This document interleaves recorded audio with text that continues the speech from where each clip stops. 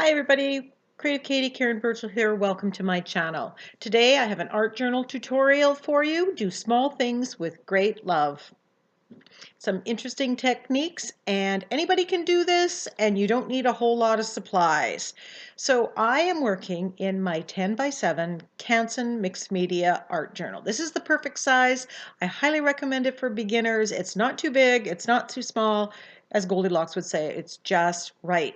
So I'm going to use brown paper and music paper. And I've wanted to use brown paper since I did these backgrounds on this one. I'll put a link to that video. I wanted to incorporate that brown paper onto part of a page.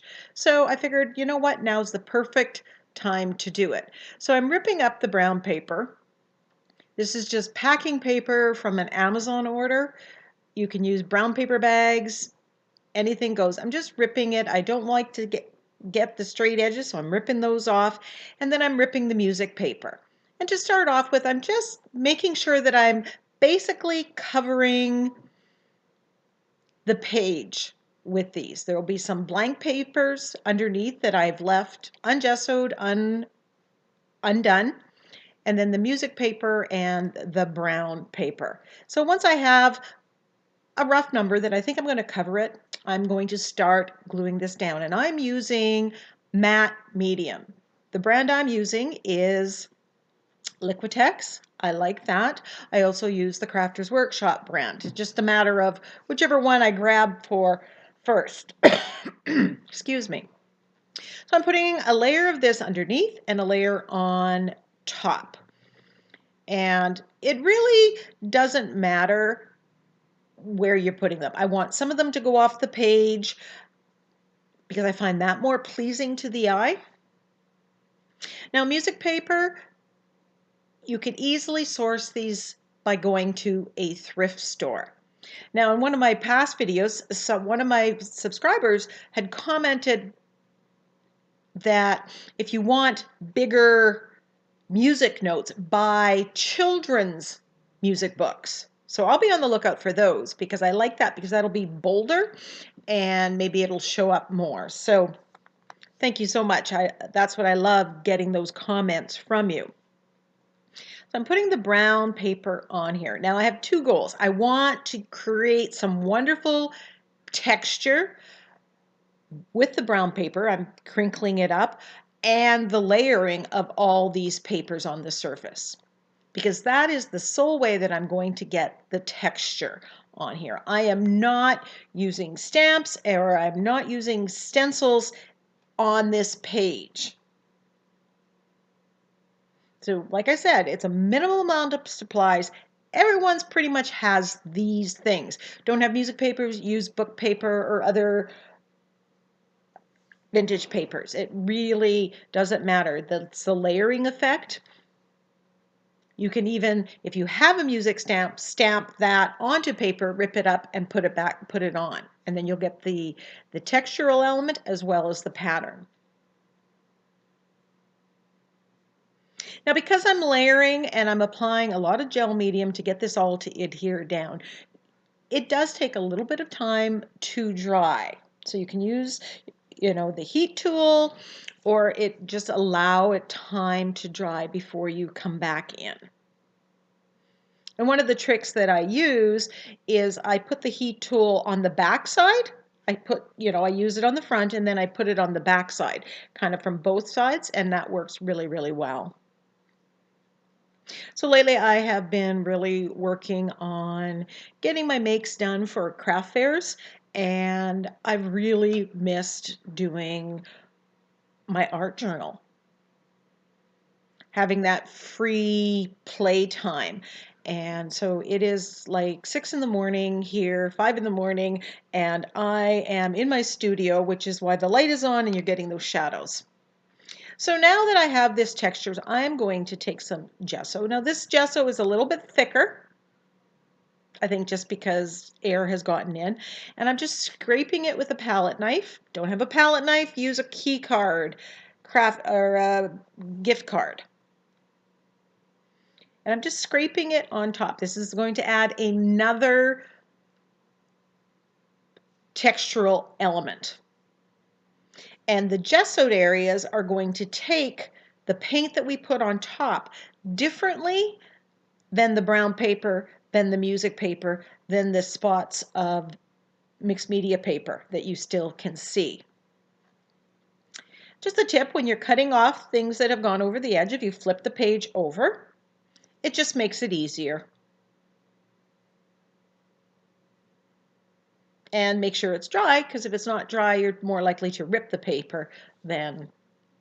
Now you see the green painter's tape on the side? I put that there to keep all this gunk out of the coils. I also only use one side of my mixed media pad. And that way, if I want to take it out and frame it, I can. So I'm taking some burnt umber paint and I'm thinning it down and I'm just making a wash. And I'm putting that on there and then using a baby wipe and rubbing some off. I want to get some darker areas, some lighter areas, and this is where you're going to see where the gesso is, the paint doesn't adhere as much. Now that wasn't quite the color or tone of brown I want, so I grabbed one of my craft paints in brown and just putting that one in, and it's a little more golden and just, for me, a little more pleasing to my eye.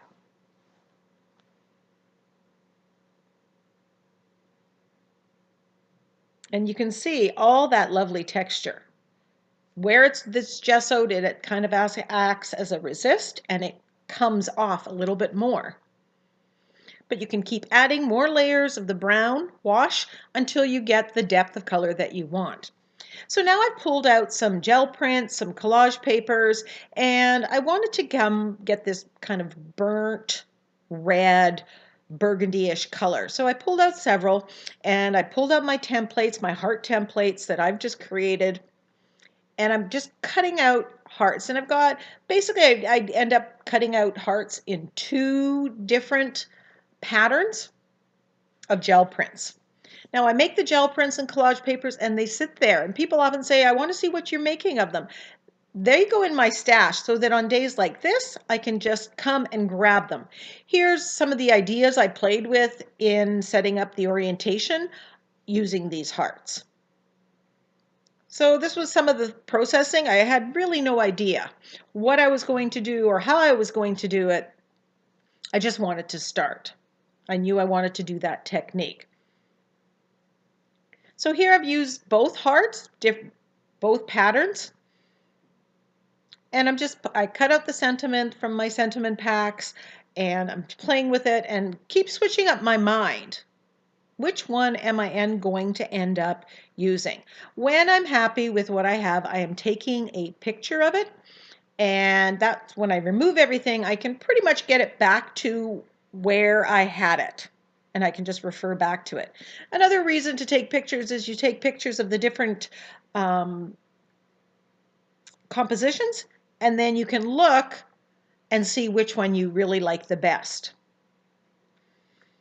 Now I want to introduce some of that burgundy, reddish, purpley color that is in the hearts, the collage papers that I've used. So I'm putting some of the red and a little bit of deep violet to get that color, and I'm thinning it with water and splattering. And in that way, I'm just introducing that little bit of that red color to my background.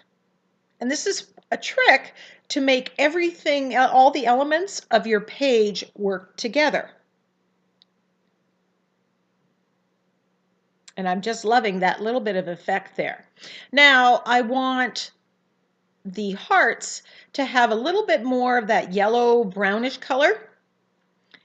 So I take some gold paint, spread it out on my glass media mat, and I'm using shelf liner and I'm just stamping on top to get a little bit more pattern and interest on these hearts. There is a pattern on there from a gel print, but I wanted to introduce some of that gold, and I'm going to add more gold or some gold to the background as well. Again, we want all our elements to work together, and this is how you can take something that you had in your stash, the gel prints, and then tweak it for the exact page that you want to do.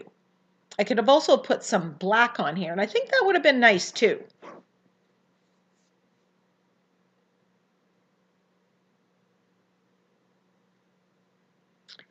Now I have the sentiment and it's very white. Now there's no white in my background. There's gold, there's brown. So either I was going to give this a wash of brown, but I have the gold out right now, so I thought I'm going to do the gold first, and if I don't like it, I can add more brown, and I was quite happy with the gold.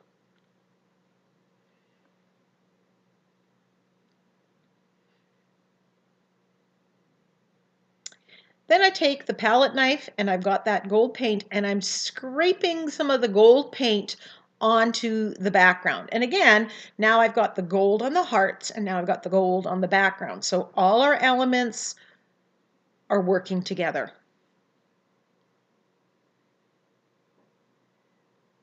It is a lovely texturized and very easy background to get. So here's a close-ups of some of that. You can still see the music paper behind it. You can see that lovely texture from the brown paper bags.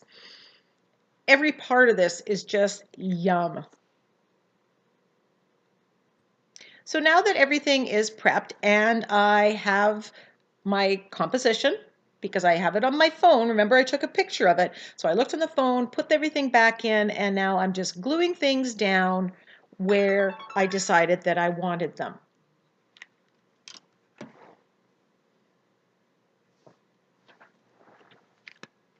And again, I'm just using gel medium. I prefer the gel to the liquid, but that's a personal taste. You can also buy liquid matte medium. Now I know I'm going to do some shading here, and the shading is going to make everything really pop. You'll see what I mean.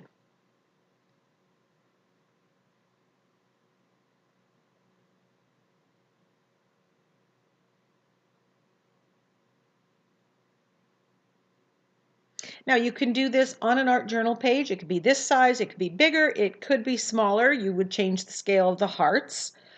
This could also be done on a canvas or canvas board.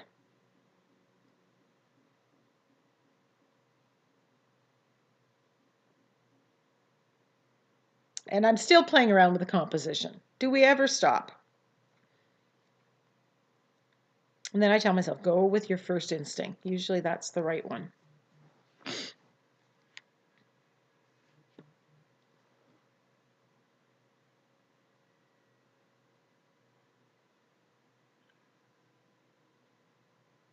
And I'm just making sure that everything's done. Now this is a woodless charcoal pencil, but you could use a regular charcoal pencil, and this is a tortillon or a blending stump. So I'm putting the charcoal pencil, the charcoal on the heart and rubbing it, and then beside the heart and using the tortillon or blending tool. And this is just, this addition of black is just, and shading is making it just work together. It's just yum. Now this woodless charcoal pencil, I will put a link to it in the description box below because it's a great shading tool.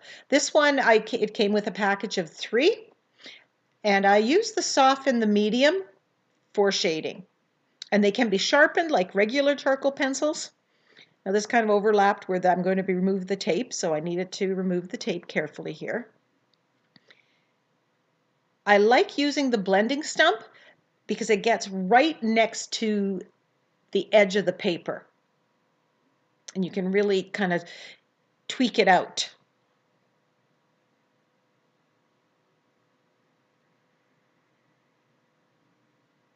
Now, when things are in my art journal, I typically don't varnish or do it in that way. But if this was on a canvas and I wanted to preserve it, because I've used the charcoal, I would spray it with like Krylon, and I always use the low odor version, and that will just set it. Even if then, once it's set, then I can put a layer of my usual Minwax polyacrylic varnish.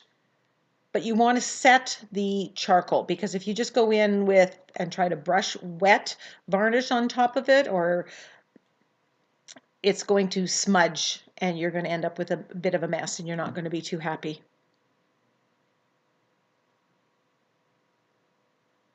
So just adding more. I'm just loving how that black works out. It's at this point I'm thinking, oh, I could have done some black stamps as well on the hearts, and that may have worked as well. And then I just play around with the blending stump. But you can see the pattern and the texture. And here's close up of the finished product and some parts. I hope you give this a try. You can use different color combinations. If you do, I love to see it. Please post it in my Facebook group, All Things Mixed Media.